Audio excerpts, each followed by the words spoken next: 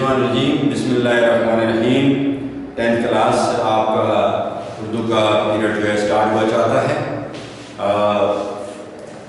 مضمون آپ کا ہے اردو، ترکی زبان کا لفظ ہے، اس کے مطلب لشکر یا لشکر کار، اس کے علاوہ اس کو کھچڑی بھی کہا جاتا ہے۔ سبق جو ہے نام جو مالی، نام جو اس شخص کا نام ہے اور اس کا جو پیشہ ہے وہ مالی ہے، بعد میں مالی کے فرائض انجام دے رہا ہے۔ صنف ادب یا صنف ادب، ادب کی کون سی قسم ہے؟ خاکہ ہے، کسی شخص کی زندگی کے کسی ایک پہلو پر لکھی جانے والی تحریر جو ہوتی ہے اسے خاکہ کہتے ہیں۔ کسی شخص یا واقعہ وغیرہ کے کسی شخص یا چیز وغیرہ کسی ایک پہلو رخ کو کہتے ہیں پر لکھی جانے والی تحریر خاکہ کہلاتی ہے۔ خاکہ کی بات کون ہے؟ مولوی عبدالحق رحمۃ اللہ میں سے کیسے مرکب امتزاجی، جب دو لفظ مل کر اسم بن گئو، نام بن گئو تو اس کو کیا کہتے ہیں؟ مرکب امتزاجی۔ مولوی الگ لفظ ہے، عبدالحق الگ ہے، اسی بلکہ 3 لفظ ہیں، عبد الگ ہے اور حق 3 لفظ ہیں، تو یہ مرکب امتزاجی ہو گیا۔ آگے چلتے ہیں جہاں سے پچھلا لیکچر ہم نے چھوڑا تھا۔ بعد کے داروغہ عبدالرحیم خان خود بھی بعد کے داروغہ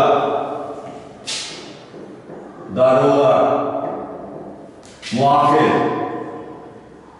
حفاظت کرنے والا،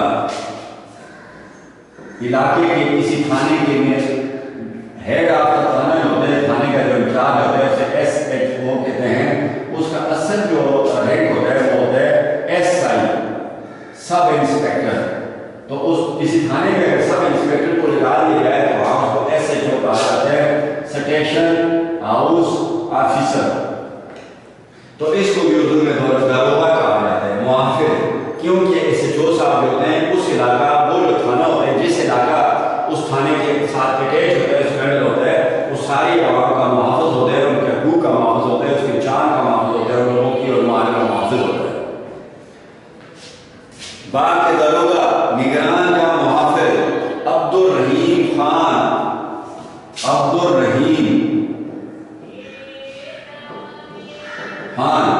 کو کہتے ہیں کلاس بندے کو، رحم کرنے والا، اللہ تعالیٰ کی ذات کا صفاتی نام ہے رحم کرنے والا۔ خان رئیس یا سردار کا لقب اور پٹھانوں کا بھی لقب ہے خان۔ عبدالرحیم خان خود بھی بڑے کارگزار محنتی، محنت کرنے والے، مستحق، چست، چالاک، خود بھی بڑے محنت کرنے والے تھے اور چست و چالاک بھی ہیں، اور دوسرے سے بھی کھینچ تان کر کام لیتے ہیں۔ کھینچ تان کر محاورہ ہے، کھینچتان محاورہ، دو یا دو سے زیادہ الفاظ کا وہ مرکب جو اپنے مجازی معنی میں استعمال اسے محاورہ کہتے ہیں۔ اور روزمرہ دو یا دو سے زیادہ الفاظ کا وہ مرکب، اس کو انگریزی میں کہتے ہیں کسٹمری، اور اس کو کہتے ہیں ایڈیم، اور ضرب المثل کو کہتے ہیں پروورب۔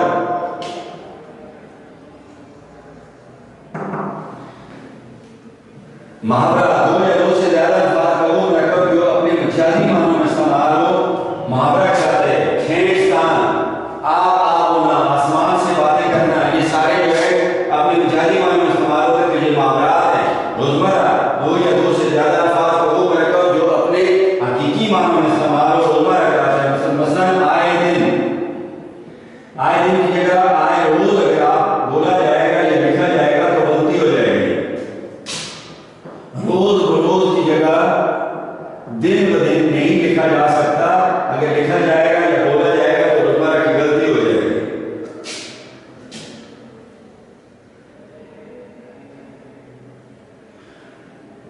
19-20 کا فرق یہ ایک محاورہ ہے، کیونکہ محاورہ روزمرہ ہو سکتا ہے، روزمرہ محاورہ نہیں ہو سکتا۔ اگر کوئی اپنے آپ سے 20-21 کا فرق لکھے گا یا بولے گا تو یہ کس کی غلطی ہو جائے گی؟ روزمرہ کی غلطی ہو جائے گی۔ کھینچ تان کر زبردستی، خود بھی بڑے محنتی تھے، چست و چلاک تھے کام میں، اور دوسروں سے بھی زبردستی کام لینا جانتے تھے اور لیتے رہتے تھے۔ اکثر کئی مالیوں کو ڈانٹ ڈپٹ کرنی پڑتی ہے۔ ڈانٹ ڈپٹ برا بھلا کہنا، گرامر کی روح سے ایسے الفاظ کو کہتے ہیں جن دونوں میننگ جو ہے دونوں لفظ میننگ رکھتے ہیں، معنی رکھتے ہیں، تو اسے مرکب تابع موضوع کہتے ہیں۔ ڈانٹ ڈپٹ، ڈانٹ کا مطلب ہو، ڈپٹ کا مطلب بھی ہو، کرنی پڑتی ہے، یعنی اکثر مالیوں کو برا بھلا کہہ کر جو ہے کام کروانا پڑتا ہے۔ ورنہ کہتے ہیں حرف صلہ،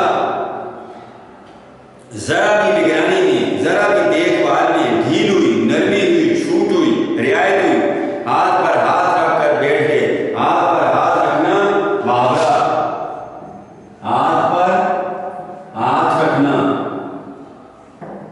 محاورہ۔ روزمرہ سے زبان بنتی ہے کلاس، الفاظ سے زبان بنتی ہے، روزمرہ سے چمکتی ہے، محاورہ سے نکھرتی ہے، ضرب المثل سے سنبھلتی ہے، اور ترمیات سے حقیقت کا روپ ڈال لیتی ہے۔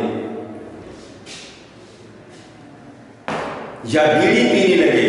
بیڑی ایک درخت کا پتا جو سیگار کی طرح لپٹا ہوا ہوتا ہے اور اسے سگریٹ کی طرح پیتے ہیں۔ یہ سگریٹ سے ذرا سستی ہوتی ہے یہ، تو بیڑی پینا شروع ہو جاتے ہیں، یا نکمے بیٹھ جاتے ہیں، بیکار بیٹھ جاتے ہیں، ہاتھ پہ ہاتھ رکھ کر بیٹھ جانا، بیکار بیٹھ جانا، یا وہ جو ہے دیسی سگریٹ ہے وہ پینا شروع کر دیتے ہیں، یا کسی سائے میں، درخت کے سائے میں جا کر آرام کرتے ہیں، لیٹ جاتے ہیں، کام نہیں کرتے۔ عام طور پر، خاص طور پر نہیں، عام طور پر انسان جو ہے فطرتی طور پر نیچرلی قائل، سست اور کامچور واقعہ ہوا ہے۔ کامچور، کام سے جھی چرانے والا، کام سے بچنے والا، سست کے آزا کو بہت دفعہ سمجھایا ہے۔ دو سین آتے ہیں، پہلا سین نوک سین ہوتی ہے اس کی، اور دوسرا سین نوکتار ہوتا ہے، تو شوشے ہوتے ہیں دوسرے سین کے، پہلے کے نہیں ہوتے، تو ایسا ہے لکھا جائے۔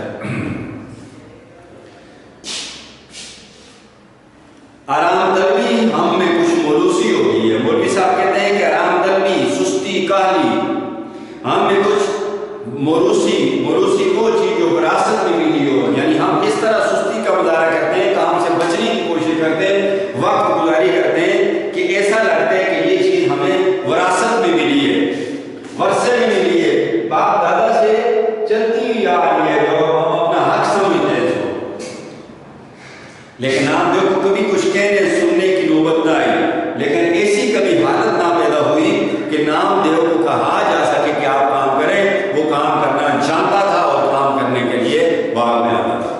وہ دنیا و مافیا سے بے خبر، دنیا و مافیا، دنیا اور جو کچھ اس میں ہے اس کو کیا کہتے ہیں؟ دنیا و مافیا۔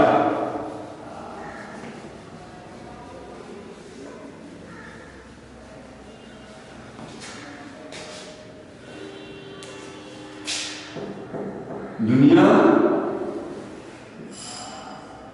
مافیا، دنیا اور جو کچھ اس میں ہے اس کو کہتے ہیں دنیا مافیا۔ گرامر کے روح سے کیا ہوگا؟ مرکب اچھی،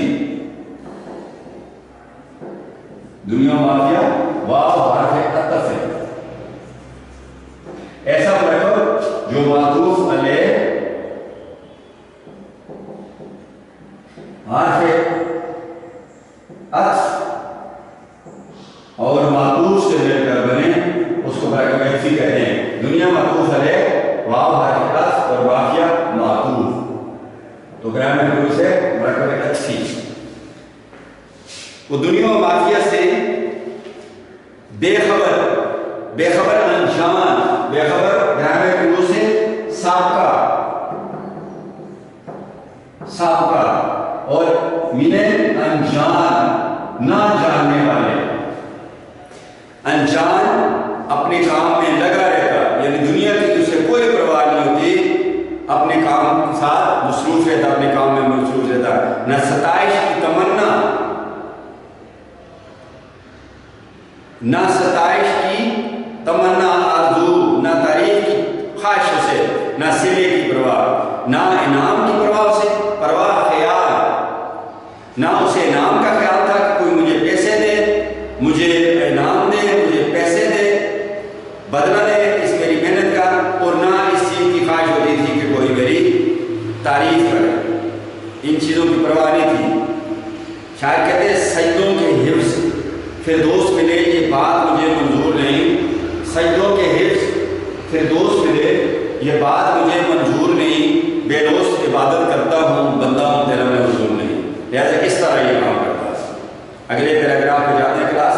اس سال بارش بہت کم ہوئی، خشکسالی ہو گئی، کنویں اور باولیے میں پانی برائے نام رہ گیا۔ کنویں باولیوں، ایک ایسا کنواں یا تالاب جس میں پانی کی سطح تک سیڑھیاں لگی ہوئی ہوں اسے باولی کہتے ہیں، میں پانی برائے نام رہ گیا، اس سے صرف نام کا پانی، نام ختم ہو گیا، کیچڑ کیچڑ رہ گیا۔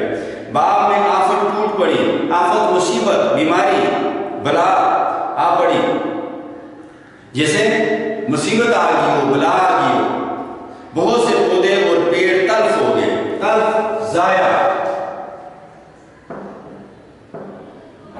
کیونکہ پانی پودوں کی خوراک ہوتی ہے، اس لیے جب اسے خوراک نہ ملی تو ضائع ہو گئے، سوکھ گئے۔ جو بچ رہے وہ ایسے نڈال کمزور،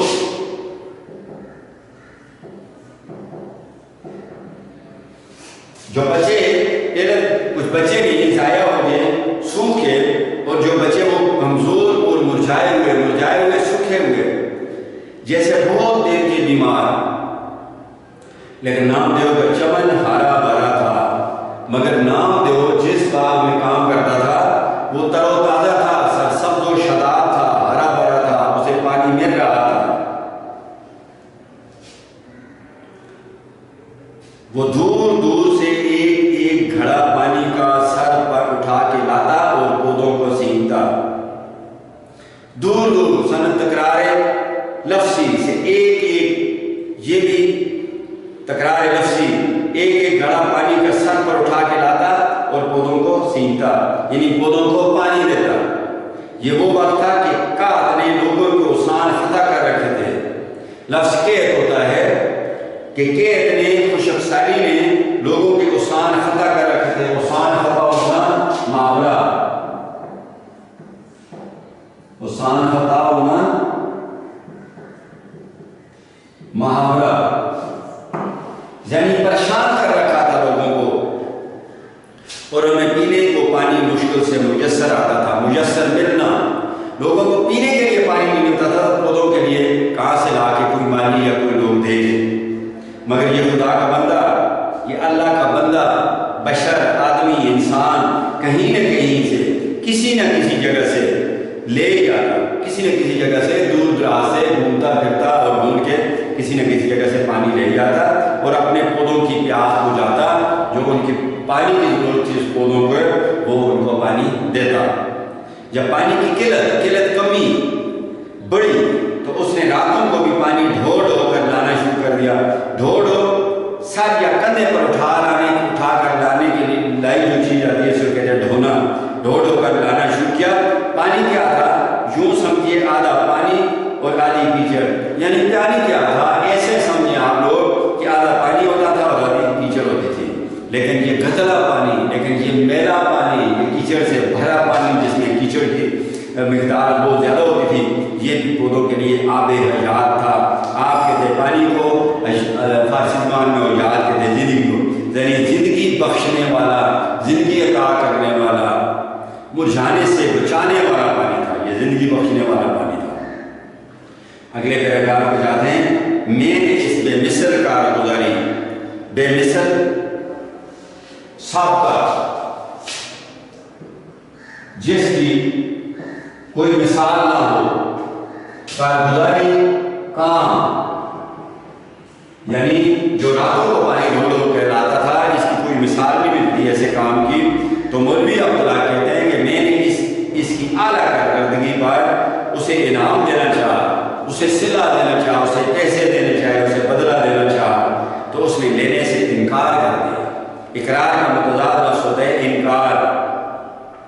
تو اس نے انکار کر دیا.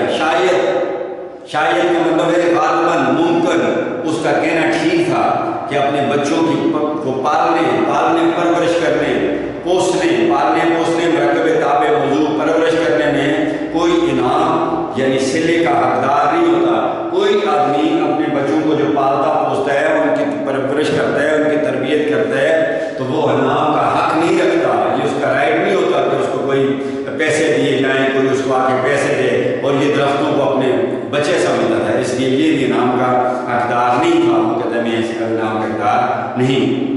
کیسی تنگی ترشی مرکب تابع موضوع، یعنی کیسے ہی مشکل حالات سے گزر کر بھی کوئی اپنے بچوں کو پالے تو وہ انعام کا حقدار نہیں ہوتا.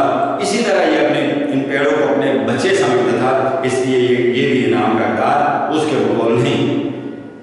ہر حال میں کرنا ہی پڑتا ہے، یعنی ہر حال میں اپنی ڈیوٹی سے انجام دینی پڑتی ہے، بچوں کو سنبھالنا ہی پڑتا ہوتا ہے، اور اس سلسلے میں کوئی انعام کا حق نہیں رکھتا. اس سے آگے اگلا پیراگراف شروع ہوتا ہے کلاس. جب حضور کا مطلب ہے جناب، جب حضور نظام حیدرآباد دکن کے جو نواب تھے ان کا موروثی خطاب تھا. ان کو ورثے میں ملا ہوا یہ ٹائٹل تھا. خطاب کہتے ہیں ٹائٹل کو نظام کے نام سے جانے جاتے تھے. اور یہ اورنگ آباد کے یہ جو تھے حیدرآباد دکن کے نواب، ان کا نام تھا نواب عثمان علی خان بہادر. نواب میر عثمان علی خان بہادر، یہ جو ہے آصف جاہ ہفتوں کے نام سے پکارے تھے. یہ خاندان کے ساتویں اور آخری حکمران تھے اس خاندان سے، جنہوں نے حیدرآباد دکن پر 7 پشتوں تک جو ہے حکومت کی. تو یہ آخری نواب تھے میر عثمان علی خان بہادر، آصف جاہ ہفتم. تو ان کو اورنگ آباد کی خوشگوار اورنگ آباد، شاہی اورنگ کہتے ہیں شاہی تخت کو، اور ایک پھول کا نام ہوتا ہے، اور حیدرآباد دکن کا ایک شہر ہے اورنگ آباد، اس کی خوشگوار معتدل آب و ہوا، جس میں نہ زیادہ گرمی ہو نہ زیادہ درمیانے درجے کی، نہ زیادہ سردی ہو، اس کو کہتے ہیں خوشگوار آب و ہوا میں باغ لگانے کا شوق ہوا. اب نواب میر عثمان علی خان جو تھے اس نے چاہا کہ اورنگ آباد میں ایک باغ لگاؤں. تو یہ کام ڈاکٹر سراج الحسن ناظم تعلیمات کو تفویض ہوا. ناظم تعلیمات ڈائریکٹر آف ایجوکیشن. تو میر عثمان علی خان نے کیا اس نے اورنگ آباد حیدرآباد دکن کے نواب میر عثمان علی خان جو 7واں نواب تھا اپنے خاندان کا اور آخری تھا، اس کی خواہش ہوئی کہ اورنگ آباد میں حیدرآباد دکن کے شہر اورنگ آباد میں ایک باغ لگایا جائے. تو اس نے اس کی ذمہ داری کس کو ڈال دی؟ ڈاکٹر سراج الحسن کی ذمہ داری لگا دی کہ آپ نے باغ لگانا ہے. سراج الحسن ڈاکٹر لاطینی زبان کا لفظ کلاس، اس کا مطلب ہوتا ہے استاد. قدیم زبان لیٹر اردو میں کہتے ہیں لاطینی، اس کا مطلب یہ لفظ ہے اور اس کو کہتے ہیں استاد. سراج کا مطلب ہے سورج یا چراغ. ہاں، حسن کا مطلب ہے الحسن. حسن کا مطلب ہے خوبصورت.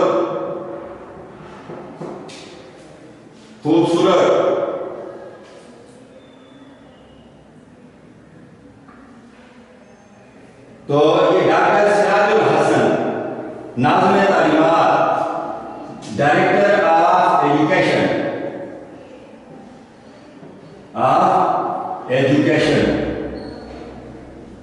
اردو میں کہتے ہیں ناظم تعلیمات، انگریزی میں کہتے ہیں director of education. Director of education کا نام تھا ڈاکٹر سراج الحسن. سراج الحسن کی ذمہ داری لگی کہ اورنگ آباد میں ایک باغ لگایا جائے. تفویض ہوا، سپرد ہوا کہ ڈاکٹر صاحب یہ آپ کی ذمہ داری ہے، آپ نے اورنگ آباد میں ایک باغ لگانا. ڈاکٹر صاحب کا ذوق باغبانی مشہور تھا. یہ جو ڈاکٹر سراج الحسن صاحب تھے، ان کا جو شوق تھا باغ لگانے کا یا باغوں کا، درختوں کا، وہ بڑا مشہور تھا. یعنی بہت زیادہ شوق رکھتے تھے یہ باغوں میں. اب وہ آپ کو ذرا اس کی تعریف بتاتا ہوں. کسی مقام کی روزانہ کی سردی گرمی اور بارش کی جو کیفیت ہوتی ہے اس کو موسم کہتے ہیں، اور اسی مقام کے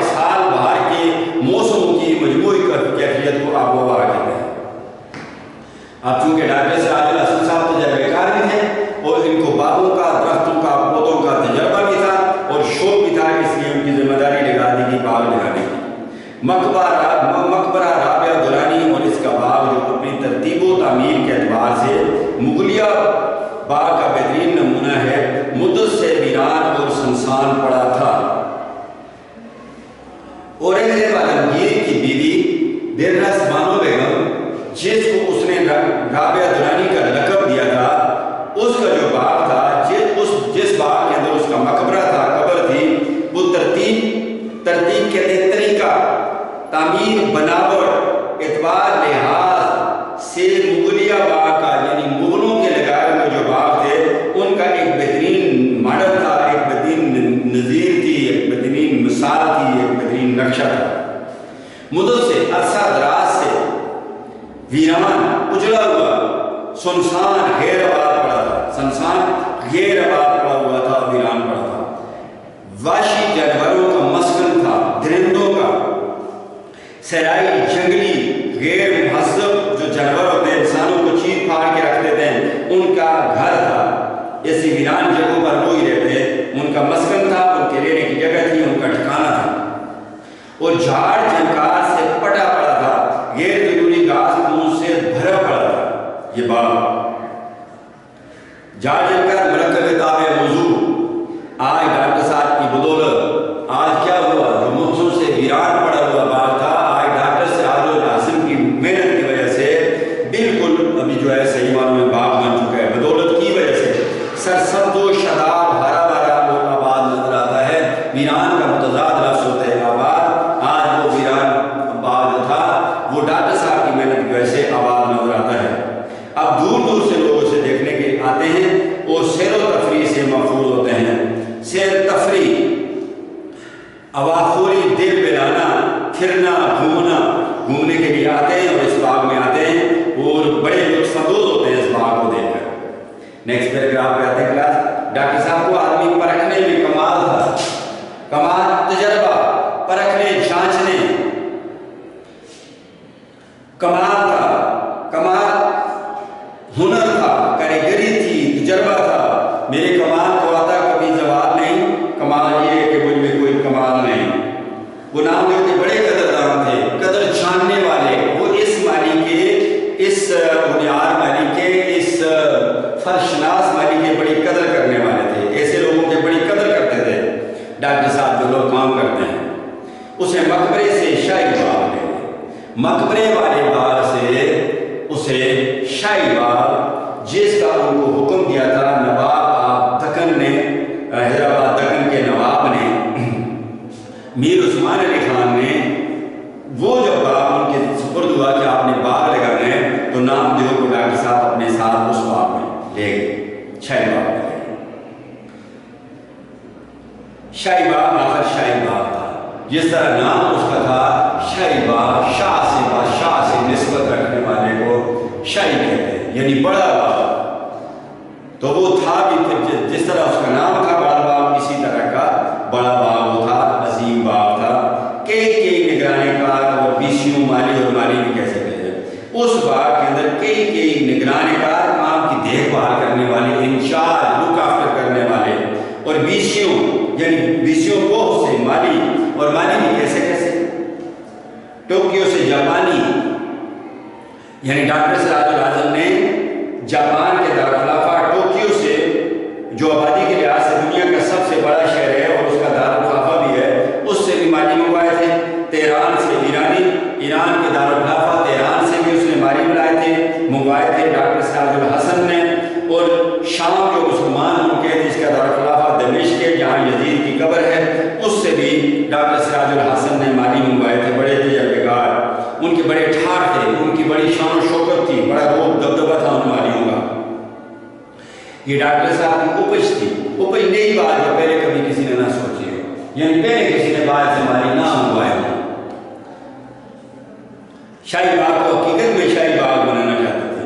اس شاہی باغ کو، شاہوں کے باغ کو، بادشاہوں کے باغ کو، بڑے باغ کو، عظیم باغ کو حقیقی معنوں میں ایک عظیم اور بڑا باغ بنانا چاہتے تھے، اس لیے انہوں نے اس کے بعد سے بھی مالی منگوائے۔ یہاں بھی نام دیو کا وہی نام تھا۔ ان مالیوں کے ہوتے ہوئے بھی ان کے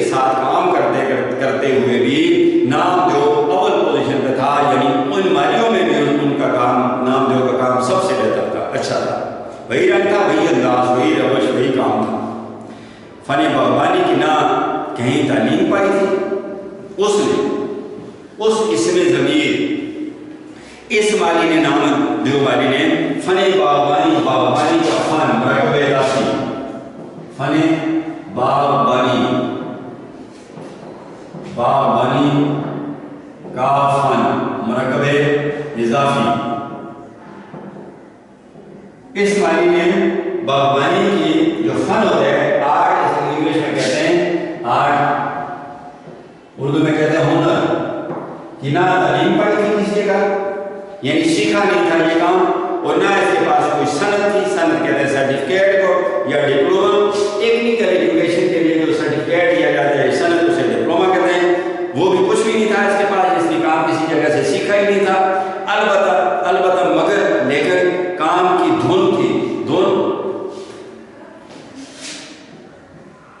لگن ایک ہوتا ہے دھن یہ دولت اور ایک ہوتا ہے دھن اگر آپ پیش نکالیں گے تو اس کی میننگ لگن نہیں پڑے جائیں گے اس کی میننگ دولت پڑے جائیں گے دولت ثروت اس لیے زبر زیر پیش جو ہے یہ املا کا حصہ ہوتا ہے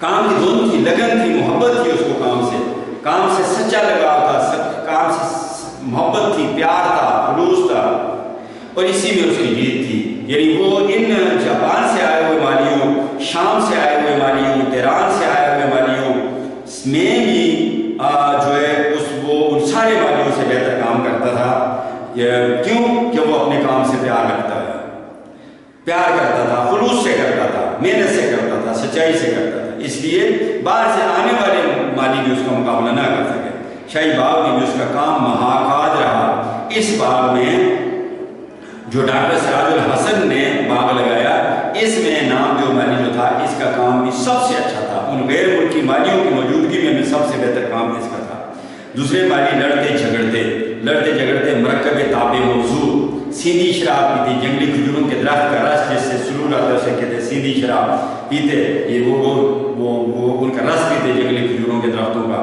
یہ نہ کسی سے لڑتا جھگڑتا نہ کسی سے اس کی لڑائی ہوتی نہ یہ سیندھی شراب پیتا تھا یہاں تک کہ کبھی بیڑی بھی نہیں پی یہاں تک کہ اس نے کبھی جو ہے وہ سگار کی طرح کا لپٹل وہ جو ہوتا ہے سگریٹ دیسی سگریٹ وہ بھی اس نے کبھی نہیں پیا بس یہ تھا اور اس کا کام تھا صرف اور صرف اپنے کام سے غرض اس کو تھی نہ وہ جنگلی کھجوروں کے جو رس پیتا تھا جسے سندھی شراب کہتے ہیں نہ کسی کے ساتھ اس کی لڑائی ہوتی تھی نہ کسی کے ساتھ تنازع ہوتا تھا یہاں تک کہ اس نے کبھی وہ جو دیسی سگریٹ ہوتا ہے وہ بھی نہیں پیا جسے بیڑی کہتے ہیں بس صرف اور صرف کام کرتا تھا اور یہ تھا اور اس کا کام تھا اس کے علاوہ اسے کسی اور بات سے غرض نہیں ہوتی تھی آج کا لیکچر کلاس اپنے اختتام کو پہنچتا ہے خدا حافظ پاکستان پائندہ